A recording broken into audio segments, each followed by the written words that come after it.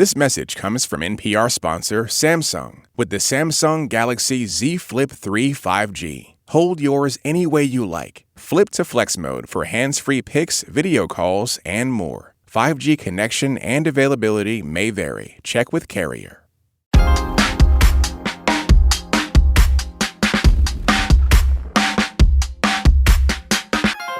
This is 1A. I'm Jen White in Washington. We start with big news from Texas. Legislation that bans abortions after about 6 weeks is now the law of the land in Texas. It effectively ends Roe v. Wade protections in the state. The U.S. Supreme Court chose not to act on an emergency request to stop the law from taking effect at midnight. This new law passed in May bans all abortions in the state after about 6 weeks of pregnancy. That's well before many people even know they are pregnant. How the law will work is the reason why we've asked back Leah Littman. She's co-host of the podcast Strict Scrutiny and assistant professor at the University of Michigan Law School. Leah, welcome back. Thanks for having me. So this Texas law is known as SB 8. What does it do and who does it impact? The law authorizes anyone, literally anyone in Texas, to sue an abortion provider who performs an abortion on a woman who is more than 6 weeks pregnant. It also allows anyone in the state to sue anyone who helps or assists a woman in obtaining an abortion after 6 weeks of pregnancy. By exposing abortion providers as well as people who assist women in obtaining abortions to thousands of dollars in liability, the law effectively prohibits abortions after 6 weeks of pregnancy in Texas. Abortion providers have already stopped scheduling the procedure now that the law is in effect. So the law affects every single person in Texas because it effectively prevents people from getting abortions. What role could the Supreme Court still play here? So what ended up happening is the lower federal courts did not enjoin the law, that is, prevent it from being enforced before it went into effect. And so the abortion providers asked the U.S. Supreme Court for an emergency injunction that would prevent the law from being enforced. The Supreme Court has not acted on that request, which allowed the law to go into effect. It could, at some later date or later point, issue an emergency injunction and prevent the law from being enforced. But we don't know how long that might take. And in the interim, abortion is not going to be available. People will not be able to schedule abortions. And clinics might close, given that they can't actually perform the procedure. And so depending on how long the Supreme Court or some other court takes to prevent this law from being enforced, it might end up shuttering permanently many clinics in Texas. How is this bill different from the other so-called heartbeat bills that have been passed in other states and then blocked by the courts? The law is different because it authorizes private individuals, everyday citizens, literally anyone, to bring a lawsuit for thousands of dollars in damages against abortion providers. Other laws, by contrast, allow the state to criminally prosecute abortion providers who perform abortions. That difference in the law, who would actually enforce it, created some procedural uncertainties about how the providers could sue to prevent the law from being enforced. And those procedural uncertainties effectively bogged down the litigation concerning the law and delayed it enough that the law is now in effect. So, Leah, help us understand, if the onus is on an individual to sue a clinic or an individual, what gives that person the legal standing to take action over a medical decision taken by someone they don't even know? So if a person is trying to sue in federal court, they have to demonstrate what is called an injury. The standing idea you referred to is plaintiffs, in order to sue in federal court, have to show that they have standing, and in order to have standing, you need to be injured.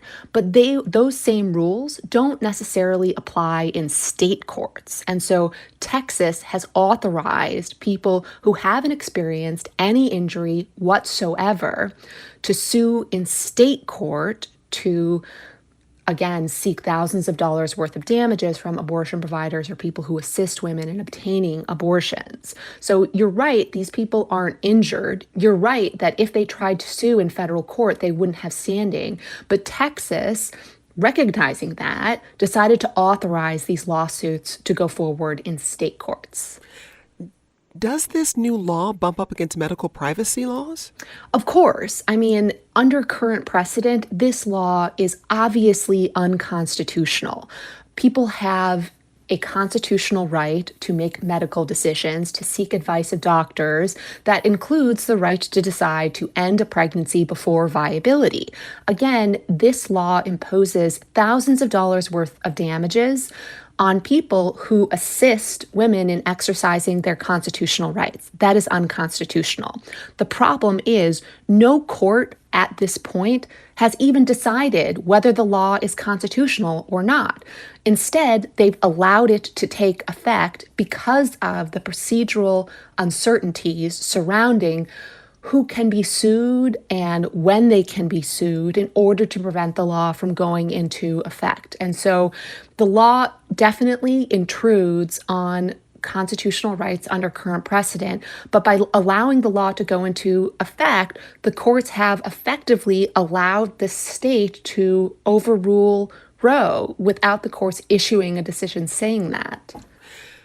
Walk us through what a case like this could look like in Texas, because in hearing a fleshed out description of how the law would work, how could a private citizen know for certain or be able to prove in court that a person accessed an abortion, that a provider provided that abortion, when these medical records theoretically shouldn't be available to them because of privacy issues?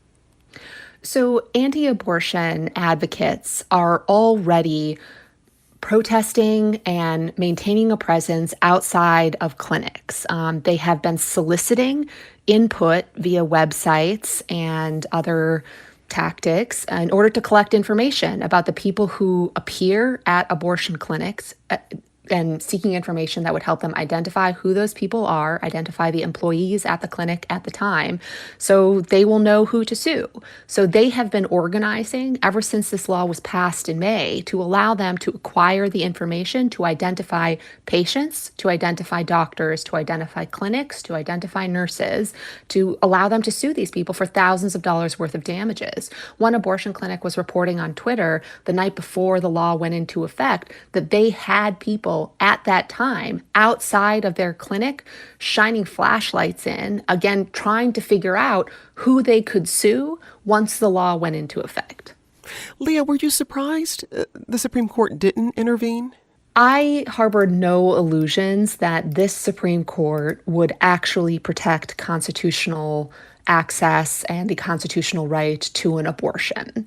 However, I at least thought that when they effectively overruled or explicitly overruled Roe, they would issue an opinion that gave some reasons and explained their decision. I didn't think they would overrule Roe by saying and doing nothing at all. And that is quite striking, and I think very troubling just from the perspective of accountability and fair process. So what is the legal path ahead from here? The legal path ahead is essentially a game of wait and see. Wait and see if the Supreme Court issues an emergency injunction blocking the Texas law. Wait and see if the very conservative U.S. Court of Appeals for the Fifth Circuit will allow the trial court to consider whether to enjoin the law and prevent its enforcement. So it is just a game of waiting. And while we are waiting, abortion access has ended in Texas. That's Leah Littman. She's co-host of the podcast Strict Scrutiny and assistant professor at the University of Michigan Law School. Leah, thank you for speaking with us. Thanks for having me. Coming up, we'll take a closer look at the fallout from Hurricane Ida. We'll be back with more from you and our guests in just a moment. This message comes from NPR sponsor Samsung with the Samsung Galaxy Z Flip 3 5G. Flip your Galaxy Z Flip 3 5G to flex mode for hands-free pics and group selfies without the need for an outdated selfie stick. With hands-free chatting, your phone stands on its own without sliding around or leaving your friends talking to the ceiling. Just flip your phone open halfway, set it down, and do your thing. 5G connection and availability may vary. Check with carrier. This message comes from Capital One. With the Capital One Venture Card, you earn unlimited double miles on every purchase every day. And you can use those miles toward travel expenses like flights, hotels, rental cars, and more. Just book and pay for your travel using your Venture Card and redeem your miles toward the cost. Capital One, what's in your wallet? Credit approval required. Capital One Bank, USA, N.A.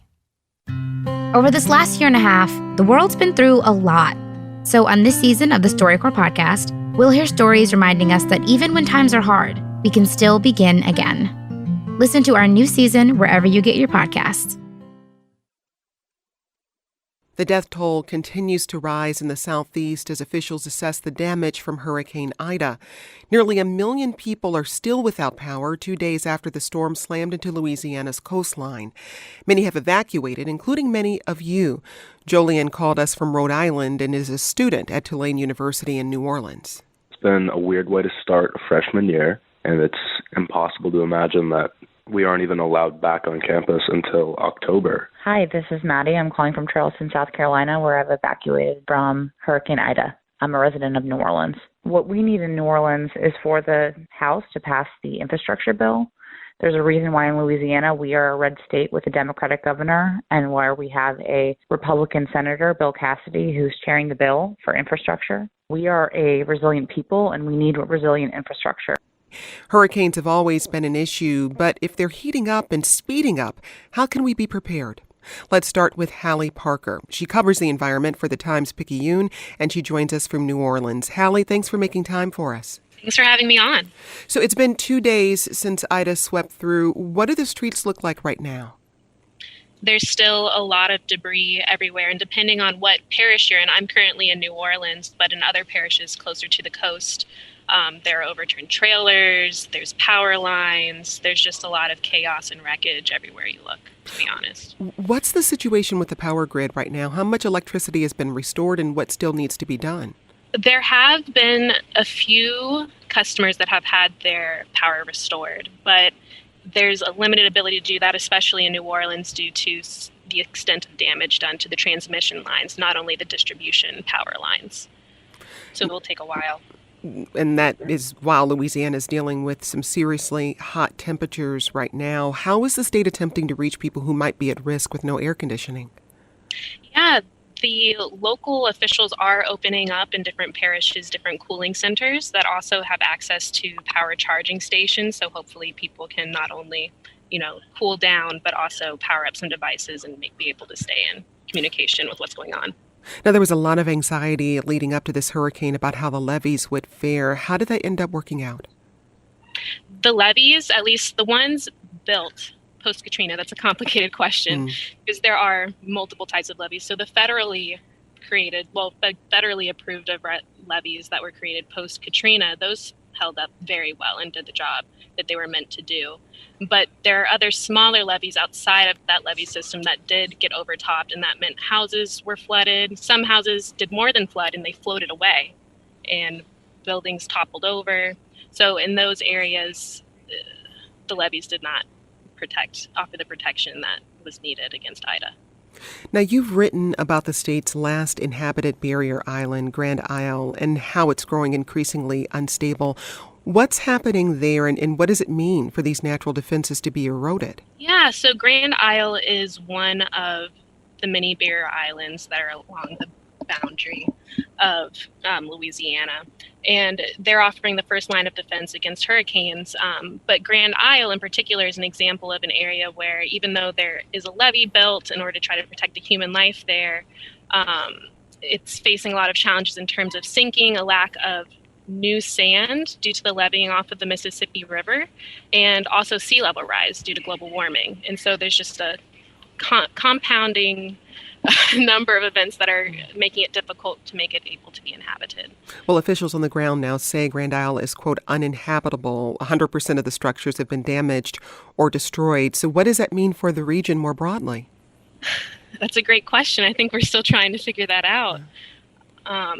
That's one of the questions that was on my mind after seeing all of the photographs of wreckage on the island. I've spoken to several residents who did evacuate, and they're all very nervous about whether they'll be able to return and if it will be safe to return in the long term. Well, in these early days of rescue and recovery, Hallie, what are you hearing around conversations about infrastructure in the region and what's needed? A lot of the focus right now, because so much of the area is without power, is how do we create a more resilient electrical grid? And that's a conversation that has been going on for years. And it'll be interesting to see if anything comes of that. It seems that right now the focus is on actually restoring the power, and after that will come, the dissection of what can be done to prevent this in the future. That's Hallie Parker. She covers the environment for the Times-Picayune, and she joined us from New Orleans. Hallie, thank you. Thank you. Let's bring in two more guests. Professor Marshall Shepard is the director of the University of Georgia's Atmospheric Sciences program. Professor Shepard, welcome. Thank you for having me. Also with us is Rick Knabb. He's a meteorologist at the Weather Channel and their resident hurricane expert. Rick, welcome back. Good morning. Thank you for having me. So, Rick, we're still assessing the damage from Ida, but what stood out to you about this storm in particular? Well, I think we're all going to remember this one for the rapid intensification over the Gulf of Mexico and the high intensity at which it came ashore to produce wind and water impacts at the coast and inland. And it's still an ongoing threat with heavy rain and the high risk of life-threatening flash flooding here as it merges with a front in the northeast. And it really does remind us why we have to pay attention to what hazards we're vulnerable to at our specific locations. And storm surge is something you evacuate for. High winds is something you shelter for. And it's going to be a storm that we look at a lot more closely to figure out how to get people into their safe place to lessen the dangers the next time something rapidly intensifies like this. Professor Shepard, how did Ida affect the coasts versus the inland? Well, this storm, was a nightmare. I had a pit in my stomach from the point at which I saw it making its way across the Gulf of Mexico for the very reasons that Rick talks about. We knew this storm had the potential to intensify once it got into the Gulf, and it very much did.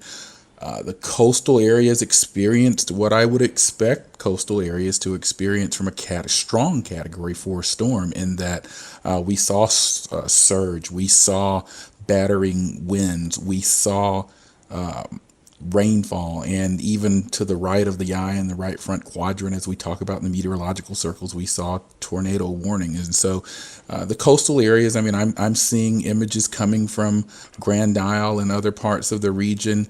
There are homes off their foundations. There's significant flooding. I saw some real-time camera work showing just why you get out. And I know some people can't get out, but if you can get out, you have to get out in these coastal areas when a Category 4 storm is approaching.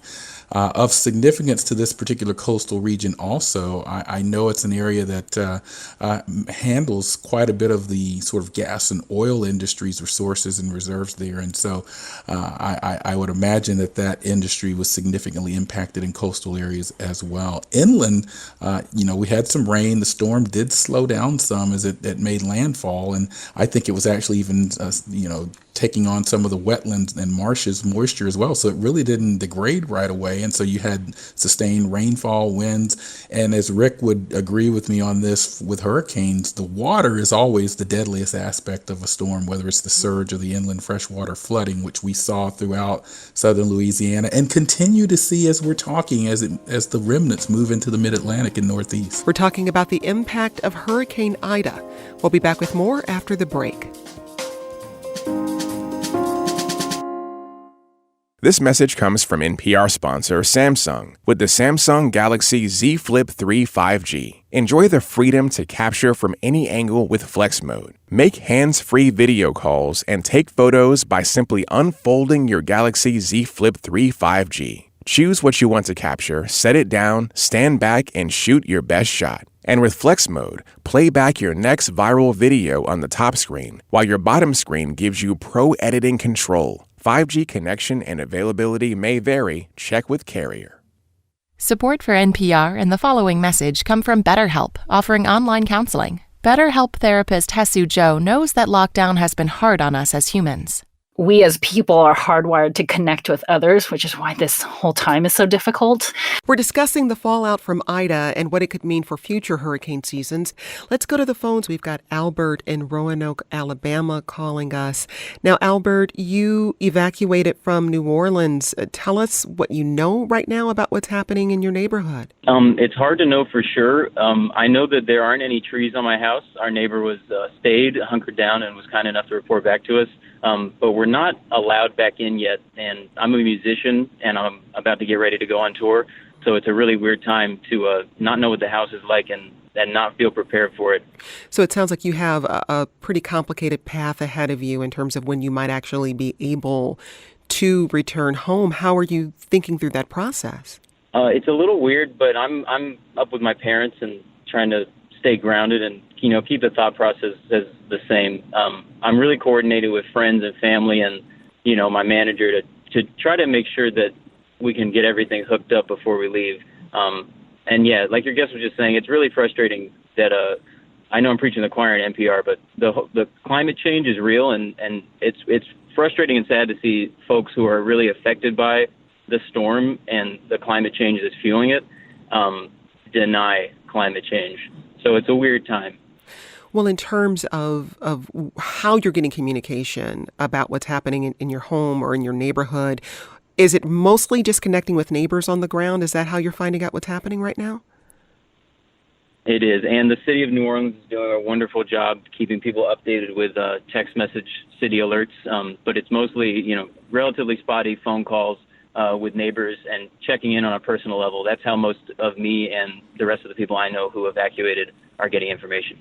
Albert, thanks so much for that call and best of luck on the tour.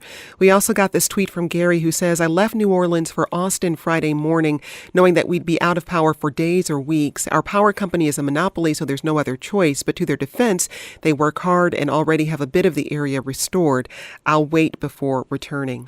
Rick, what is the deadliest part of a hurricane? Is it the wind, the flooding? Well, historically, water has taken the most lives, and that's why I wanted to mention, pinging off of what Dr. Shepard said, is that when you do, invest in the infrastructure, you can protect against water, and that's what the performance of the risk reduction system around New Orleans post-Katrina built showed, is that you can, if you invest in things ahead of time, you can protect against the water and save lives from water and prevent more damage from water. But water is what does most of the damage, and water is what takes most of the lives historically. But, of course, the wind itself can be damaging and deadly as well, as we've seen. This was a bigger wind event for the city of New Orleans than was Katrina, arguably.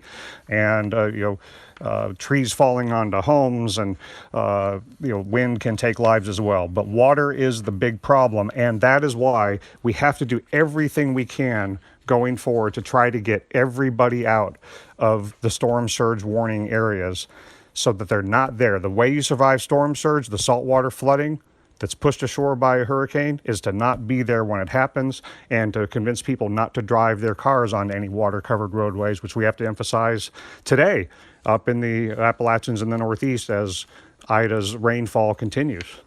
And let's bring another voice into the conversation, Amanda Savitt. She's a disaster researcher and the executive director of the Center for Climate Adaptation Research. Amanda, welcome to the program. Hi, thanks so much for having me, Jen. Amanda, you help communities think about disaster mitigation strategies, but how does planning work when you go to sleep with a Category 2 storm and then you wake up to a Category 4? It's really challenging, and it's, as the other guests have discussed earlier, it's increasingly an issue, this rapid intensification situation that we have. Mitigation can only do so much in a situation like that. We would really love to see mitigation that is coded to protect communities against these higher category hurricanes. But in the event that hasn't been done yet, or it's still in the works, we just need to continue to be really diligent about doing what we need to do to prepare, ensuring that evacuation plans are in place, and just being aware that rapid intensification of these storms is something that we need to be aware for and need to prepare our communities to help deal with. Now, we're in a stage where we're not even sure what the full extent of the damage is from Ida. How long can these types of assessments take? It can take a while. It's a lot of the work. Just there sort of need to be some conditions in place for some of those damage assessments to even be done safely. I don't have a specific kind of timeline in my head right now, but in a smaller event, it can take days. It could take up to weeks, or even potentially longer than that, depending on the accessibility of certain areas. Well, Rick, what types of natural defenses do some areas have against hurricanes? Well, some of the natural defenses are barrier islands and dune structures and so forth. But the more, as we've all been talking about, the more that we live and build in the immediate coastal areas, and the more we deal with sea level rise, the more people that live in harm's way, the more that we encroach upon the areas that are our defense mechanisms, and we have less buffer between us and the storms. And so we're living right on the precipice of where hurricanes bring their full brunt of wind and water. And so that means, number one, you have to build more resiliently. You have to build better, build back better so that you can withstand the forces of the storm if you're going to build there. You have to be insured for the losses that could happen if you're going to build there. And you have to be ready and willing and able to get people out of harm's way when the storms come to these very vulnerable coastal and inland areas. And that means sometimes, especially in rapid intensification scenarios, that sometimes there's going to be false alarms. I mean, we have to start taking more preliminary steps sooner so that when the forecast does get even more dire, that we can make those final steps. Now, because the rapid intensification forecasts in this particular case were actually pretty good.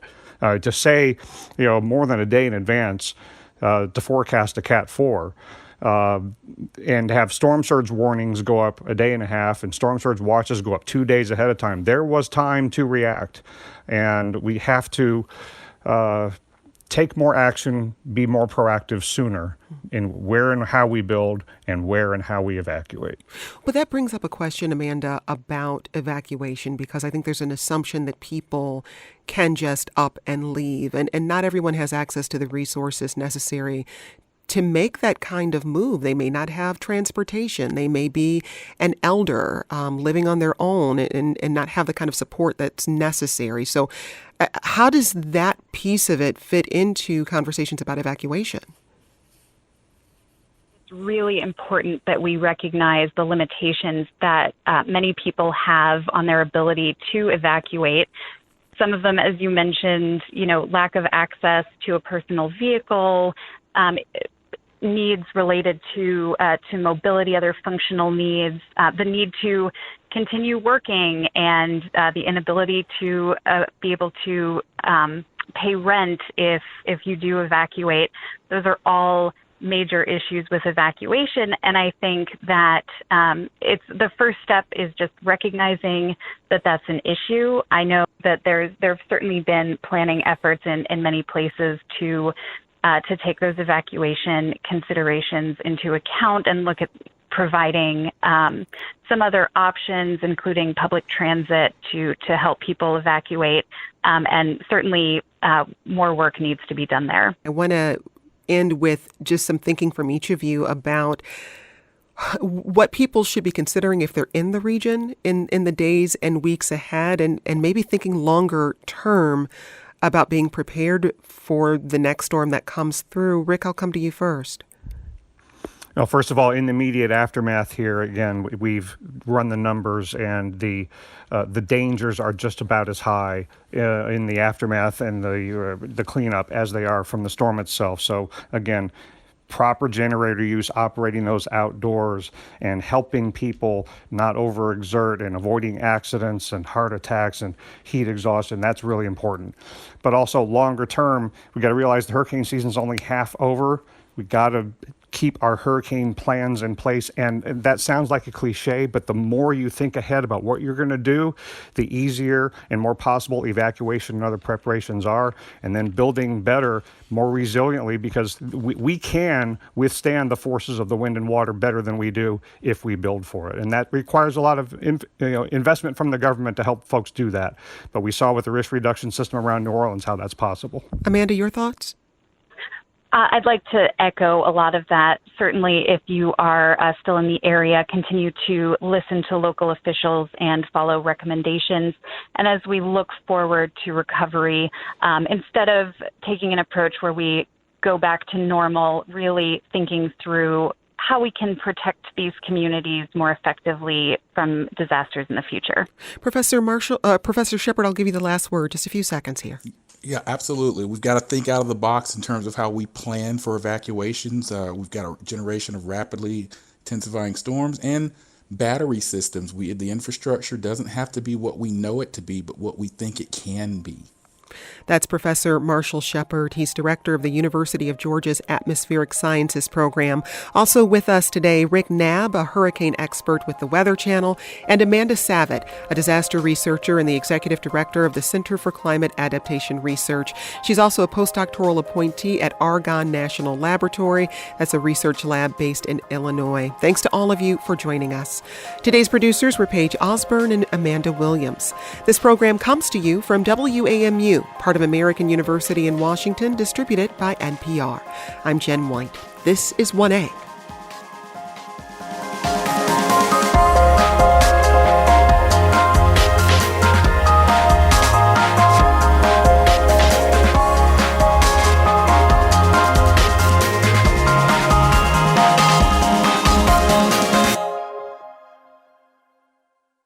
This message comes from NPR sponsor Samsung with the Samsung Galaxy Z Flip 3 5G. Unfold your screen to your best angle, choose what you want to capture, set it down, stand back, and shoot. 5G connection and availability may vary. Check with carrier.